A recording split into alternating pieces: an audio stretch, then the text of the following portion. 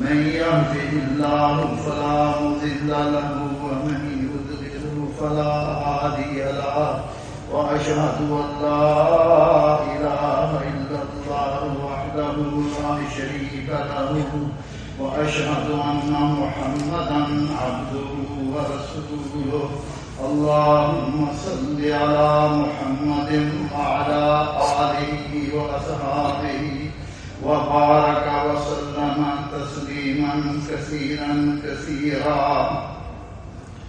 أعوذ بالله السميع العليم من الشيطان الرجيم من همزه ونفخه ونفسه. بسم الله الرحمن الرحيم. فصل لربك وانحر. بھائیوں، دوستوں، بزرگوں، قابل احترام خواتین اسلام، آج عید کا دن ہے جس سے مومن خوش خرم شاداں ہو جاتے ہیں، اور یہ عیدیں متقین کی آنکھوں کی ٹھنڈک ہے. بھائیوں، یہ یوم نحر یوم حج اکبر ہے. مناسک حج میں سب سے افضل دن ہے اور سب سے زیادہ اجتماع اس میں ہوتا ہے. بس مومن کو چاہیے کہ اللہ ذوالجلال کے اس عظیم الشان کریمانہ وعدے، اس کے فضل اور اس کی وسیع رحمت پر انسان خوش ہونا چاہیے. اللہ مالک فرماتے ہیں قُلْ بِفَضْلِ اللَّهِ وَبِرَحْمَتِهِ فَبِذَلِكَ فَلْيَفْرَحُوا وَخَيْرٌ مِّمَّا يَجْمَعُونَ. کہہ دیجئے کہ انہیں بس اللہ کے فضل، اس کی رحمت پر خوش ہونا چاہیے، اور یہ اللہ کا فضل ان تمام چیزوں سے بہتر ہے جسے وہ جمع کرتے ہیں. مفسرین نے لکھا ہے کہ اللہ کے فضل سے مراد دین اسلام کی نعمت ہے. اور میرے بھائیوں دوستو، آج کے عظیم ترین مقاصد میں یہ عظیم ترین مقصد ہے کہ اللہ ذوالجلال کی خالص عبادت کی جائے، اللہ ذوالجلال کی توحید کو عام کیا جائے، اور بڑے اخلاص کے ساتھ، محبت کے ساتھ، خوف کے ساتھ اور اللہ ذوالجلال پر اعتماد اور بھروسے کے ساتھ، امید اور خشیت کے ساتھ اللہ ذوالجلال کی عبادت کی جائے. سیدنا جابر رضی اللہ تعالیٰ عنہ فرماتے ہیں وَأَحَلَّ رسول اللہ صلی اللہ علیہ وسلم بالتوحید، کہ نبی صلی اللہ علیہ وسلم نے جب حج کا احرام باندھا تو آپ نے توحید کے ساتھ تلبیہ پکارا. اور وہ توحید کیا ہے؟ لبیک اللہم لبیک لبیک لا شریک لک لبیک ان الحمد والنعمت لک والملک لا شریک لک لبیک. اللہ میں حاضر ہوں، اللہ میں حاضر ہوں، لا شریک لک لبیک. اللہ تیرا کوئی شریک نہیں، کوئی ساتھی نہیں، کوئی پارٹنر نہیں، تم اکیلا ہے. اللہ میں حاضر ہوں. ان الحمد والنعمت لک. اللہ سب تعریفیں تیرے لیے ہیں اور سب نعمتیں بھی تیری طرف سے ہیں. والملک لا شریک لک. یا اللہ بادشاہی اور حکومت تیری ہے، تیرے سوا تیرا کوئی شریک نہیں. اور بس اللہ ذوالجلال کو ہی انسان کو اپنا سہارا بنانا چاہیے، اپنا مقصد اور پناہ کی جگہ ٹھہرانا چاہیے. اور میرے بھائیوں، دوستوں، بزرگوں، جو اللہ ذوالجلال کے ساتھ وابستہ ہو جائے اللہ اس کے لیے کافی ہیں. جو اللہ ذوالجلال پر اعتماد کرے، اللہ ذوالجلال پر ہی بھروسہ کرے، اللہ ذوالجلال سے محفوظ کرتے ہیں، اس کی طرف رجوع کرے. اللہ مالک فرماتے ہیں وَإِن يَمْسَسْكَ اللَّهُ بِضُرٍّ فَلَا كَاشِفَ لَهُ إِلَّا هُوَ وَإِن يَمْسَسْكَ بِخَيْرٍ وَهُوَ عَلَى كُلِّ شَيْءٍ قَدِيرٌ. فرمایا اللہ ذوالجلال اگر تمہیں کوئی تکلیف دینا چاہیں تو اللہ کے سوا اسے کوئی ٹالنے والا نہیں، دور کرنے والا کوئی نہیں، کیونکہ وہی مشکل کشا ہے، وہی حاجت روا ہے، وہی لوگوں کی مدد کرتا ہے، وہی غوث ہے. اللہ ذوالجلال کی یہ ساری صفتیں ہیں. فرمایا اگر اللہ آپ کو کوئی تکلیف دینا چاہے جائے اللہ کے سوا اس کو کوئی ٹالنے والا نہیں. وَإِنْ يَمْسَسْكَ بِخَيْرٍ وَهُوَ عَلَىٰ كُلِّ شَيْءٍ قَدِيرٌ. اور اللہ آپ کو کوئی بھلائی دینا چاہے اور اس کو کوئی اللہ ذوالجلال کی اس بھلائی کو فرمایا وہ ہر چیز پر قادر ہے. وَهُوَ الْقَاهِرُ فَوْقَ عِبَادِهِ وَهُوَ الْحَكِيمُ الْخَبِيرُ. وہ اپنے بندوں پر غالب ہے، بڑی حکمت والا ہے. اور مشرکین مکہ بھی بیت اللہ کا طواف کرتے، وہ بھی تلبیہ پڑھتے تھے، لبیک اللہم لبیک لبیک لا شریک الا هو تملک وما ملک. اللہ کے حبیب فرمایا کرتے تھے لوگوں بس اتنا ہی کہو لا شریک، اس کا کوئی شریک نہیں. مگر وہ یہ بھی کہتے تھے مگر وہ تو اس کے شریک ہیں جن کو اللہ نے اختیار دیے ہوئے ہیں، ان کے قبضے میں کچھ نہیں. اللہ کے نبی فرماتے تھے لا شریک، اس کا کوئی شریک نہیں، اس کا کوئی ساجی نہیں. میرے بھائیو اور دوستو، ہمیں حکم ہے وما امروا الا ليعبدوا الله مخلصين له الدين. فرمایا اپنی عبادتوں کو، اپنی نماز کو، اپنے روزے حج کو، زکات کو خالص اللہ ذوالجلال کے لیے ہی کیجیے.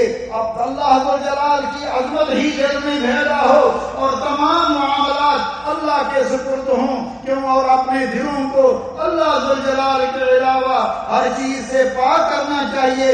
کیونکہ میرے بھائیوں اور دوستوں بزرگوں، جو بندہ اس بات کو جان لیتا ہے کہ مخلوق مخلوق مخلوق مخلوق ہی ہے، خواہ وہ بڑے سے بڑا کیوں نہ ہو، خواہ وہ نبی ہو، ولی ہو، امام ہو، بزرگ ہو، سارے مخلوق ہیں، اللہ ذوالجلال کے محتاج ہیں. اور اللہ ذوالجلال کسی کا محتاج نہیں، کیونکہ اللہ الصمد، اللہ بے نیاز ہے، اس کا کوئی ساجی نہیں. اسی طرح میرے بھائیوں، حج کے عظیم ترین مقاصد اور حکمتوں میں یہ بھی ہے کہ مسلمان اپنی عبادات، اپنے تہواروں کو کفار اور مشرکین کی طرح نہ بنائیں، بلکہ ان کی مخالفت کا حکم دیا ہے. فرمایا وَآذَانٌ مِّنَ اللَّهِ وَرَسُولِهِ إِلَى النَّاسِ يَوْمَ الْحَجِّ الْأَكْبَرِ أَنَّ اللَّهَ بَرِيٌّ مِّنَ الْمُشْرِكِينَ وَرَسُولُهُ. اللہ اور اللہ کے رسول کی جانب سے لوگوں کے لیے بڑے دن حج کے دن اعلان کیا جاتا ہے کہ اللہ اور اللہ کے رسول کا مشرکوں کے ساتھ کوئی تعلق نہیں ہے. نبی صلی اللہ علیہ وسلم نے اپنی زندگی میں، اپنے تمام معاملات میں مشرکین کی، یہود و نصارہ کی مخالفت کی. مشرکین عرفات میں وقف نہیں کیا کرتے تھے، نبی صلی اللہ علیہ وسلم نے وہاں وقف کیا. مشرکین مزدلفہ سے سورج کے طلوع ہونے کے بعد ہی روانہ ہوتے تھے. آپ نے ان کی مخالفت کرتے ہوئے سورج نکلنے سے پہلے روانگی کی. مشرکین وادی محصر میں کھڑے ہو کر آباء و اجداد کی تعریف کرتے، فخر کرتے. اللہ کے نبی صلی اللہ علیہ وسلم نے ان کی مخالفت کی اور وہاں تیزی سے گزر گئے. اور اس کے بعد آپ صلی اللہ علیہ وسلم نے اعلان فرما دیا میرے امتیوں من تشبہ بقوم فہو منہ، جو کسی قوم کی مشابہت کرے تو انہی میں سے ہوگا. میرے بھائیو دوستو، میرے عزیزو، میرے پیارو، ذرا غور تو فرمائیے کہ ہم نے کن کن معاملات میں غیر کی مشاہدت کی ہے، رسول اللہ کی سنتوں کو چھوڑا ہے.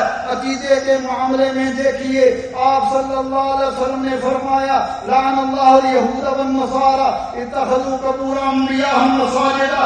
اللہ یہود و نصارہ پر لعنت کرے، انہوں نے اپنے انبیاء کے قبروں کو سجدہ گاہ بنا لیا. ہمارے ہاں دیکھیے کتنے مزار ہیں، کتنے دربار لوگوں نے بنائے ہوئے ہیں، وہاں جا کر سجدے بھی کرتے ہیں، حاجتیں بھی مانگتے ہیں. اسی طرح آپ نے فرمایا لوگوں لا تطرونی کما اطرت النصارى عیسی ابن مریم، جس طرح عیسائیوں نے عیسیٰ علیہ السلام کی شان کو بڑھا دیا، کہا وہ اللہ کے بیٹے ہیں، میری شان کو نہ بڑھانا.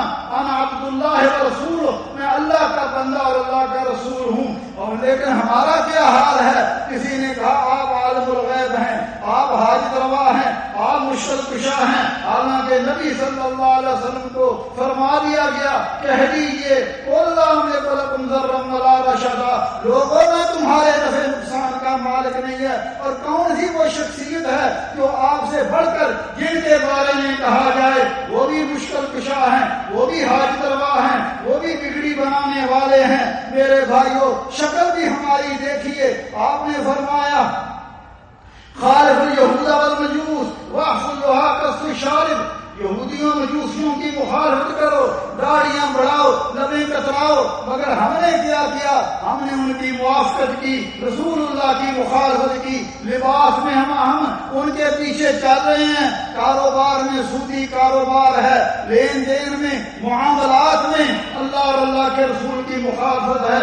اللہ کا حکم ہے کہ یہ بہنیں، یہ بیٹیاں آپ کی وراثت کا حصہ ہیں، مگر لوگ پی جاتے ہیں، کہتے ہیں کیا کریں گی، ہم نے شادی کر دی۔ میرے بھائیوں دوستو، اللہ ذو جلال کے احکام کے معاملے میں کسی کی بات کو نہیں سننا چاہیے، کیونکہ میرے اللہ مالک مجھ سے اور آپ سے یہ مطالبہ کرتے ہیں ادخلوا فی السلم کافہ، پورے کے پورے اسلام میں داخل ہو جاؤ۔ لہذا میرے بھائیوں دوستو، جو بندہ ہمارا ہر بندے کا جی چاہتا ہے اللہ اسے بیت اللہ کی زیارت نصیب فرمائے، لیکن جو بندہ زیارت نہیں کر سکتا ان دنوں کی قدر کرنی چاہیے۔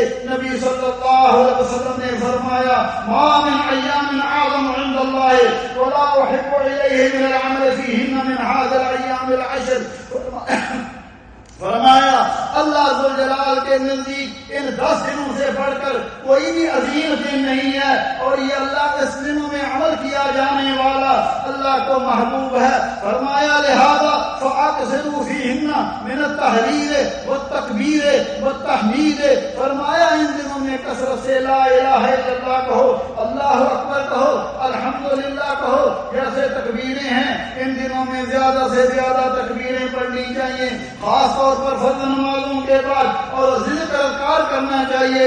آپ صلی اللہ علیہ وسلم نے فرمایا جو بندہ یہ کلمات پڑھتا ہے سبحان اللہ والحمد للہ ولا الہ الا اللہ واللہ اکبر ولا حول ولا قوت الا باللہ، فرمایا سمندر کی جھاگ کے برابر بھی اس کے گناہ ہوں اللہ مالک معاف فرما دیتے ہیں۔ اسی طرح میرے بھائیوں ان دنوں میں قربانی ہے، یہ سیدنا ابراہیم علیہ السلام کی سنت ہے، اور اسی لہذا اللہ ذوالجلال ہمیں حکم دے رہے ہیں ذالک ومن یعظم شعائر اللہ فانھا من تقوی القلوب، فرمایا یہ ہمارا حکم ہے جو اللہ کے ادب کی چیزوں کو جو اللہ نے مقرر کی ہیں ان کی عزت کرتا ہے، تو فرمایا یہ پھر دنوں میں پرہیزگاری اور تقوی کا ہے۔ لہذا مسلمان کے لیے مشروع ہے کہ وہ اپنی طرف سے بھی اپنے گھر والوں کی طرف سے بھی قربانی کرے، شرعی طور پر وقت مقرر ہو چکا ہے، عید نماز کے بعد قربانی کرنی چاہیے۔ اگر کسی شخص نے عید نماز سے پہلے قربانی کی اس کی قربانی نہیں ہے بلکہ وہ گوشت ہے، اسے چاہیے دوبارہ عید نماز کے بعد قربانی کی جائے، اور قربانی کا وقت بھی مقرر کر دیا۔ فرمایا ایام تشریق کے تیسرے دن، ایام تشریق یعنی 11 12 آج 10 ہے، ایام تشریق کتنے ہیں 11 12 اور 13 کی مغرب سے پہلے پہلے انسان قربانی کر سکتا ہے، اور قربانی اللہ ذوالجلال کو راضی کرنے کے لیے کی جائے اخلاص کے ساتھ کہ میرے اللہ اس کو قبول فرمائے، اور خود بھی کھائے، رشتہ داروں کو بھی دینے چاہیے اور دوسروں کو بھی ہدیات دینا چاہیے۔ فرمایا فَكُلُوا مِنْهَا وَأَطْعِمُوا الْقَانِعَ وَالْمُعْتَرَّ كَذَلِكَ سَخَّرْنَاهَا لَكُمْ لَعَلَّكُمْ تَشْكُرُونَ۔ میرے بھائیوں دوستو ان دنوں میں زیادہ سے زیادہ اللہ کا ذکر کرنا چاہیے۔ فرمایا وَاذْكُرُوا اللَّهَ كَثِيرًا لَعَلَّكُمْ تُفْلِحُونَ، اللہ کو کثرت سے یاد کرو تاکہ تم کامیاب ہو جاؤ۔ رسول اللہ صلی اللہ علیہ وسلم نے فرمایا ایام تشریق ایام اکل و شرب و ذکر اللہ، فرمایا ایام تشریق کھانے پینے اور اللہ کا ذکر کرنے میں ہے، لوگوں میں ہے۔ لوگ ان دنوں میں لہو و لعب میں شامل ہو جاتے ہیں۔ عید کی خوشی بھی اسی طرح ہو کہ اللہ کو راضی کرنا مقصود ہو۔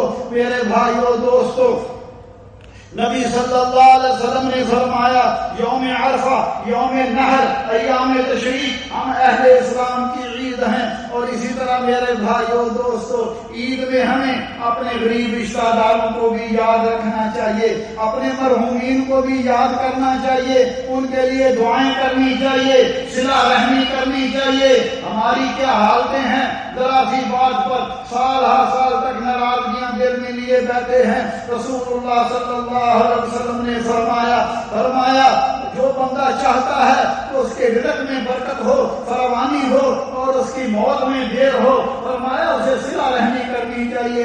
آپ نے فرمایا صلہ رحمی کا یہ مقصد نہیں، یہ معنی نہیں ہے جو تم سے اچھا سلوک کرے تم اس کے ساتھ اچھا سلوک کرو، فرمایا صلہ رحمی یہ ہے جو تم سے کٹے اللہ کو راضی کرنے کے لیے اس کے ساتھ جڑو، اس کے ساتھ اچھا سلوک کرو۔ اللہ عز و جلال ہمیں صلہ رحمی کی توفیق عطا فرمائے۔ اے نبی صلی اللہ علیہ وسلم کی ایک حدیث سن لیجئے، اس تناظر میں ہمارے وہ بھائی جنہوں نے اپنے دلوں میں ناراضگیاں، اپنے دلوں میں کینہ، اپنے دلوں میں اپنے دلوں میں حسد اور بغض رکھا ہے، ذرا وہ سوچیں۔ آپ صلی اللہ علیہ وسلم نے فرمایا تفتح ابواب الجنت یوم الاثنین و یوم الخمیس، ہر سوموار کو، ہر جمعرات کو اللہ عز و جلال جنت کے دروازے کھول دیتے ہیں، سب کو معاف کر دیتے ہیں سوائے ان دو لوگوں کو جنہوں نے ایک وہ جس نے شرک کرتا ہے اس کو اللہ معاف نہیں کرتے، اور دوسرے وہ دو لوگ جن کی آپس میں ناراضگی ہے، جن کی آپس میں صلح نہیں ہے، ناراضگی ہے، اللہ فرماتے ہیں ان کو مہلت دے دو، جب یہ صلح کر لیں گے ان کو بھی معاف کر دیا جائے گا۔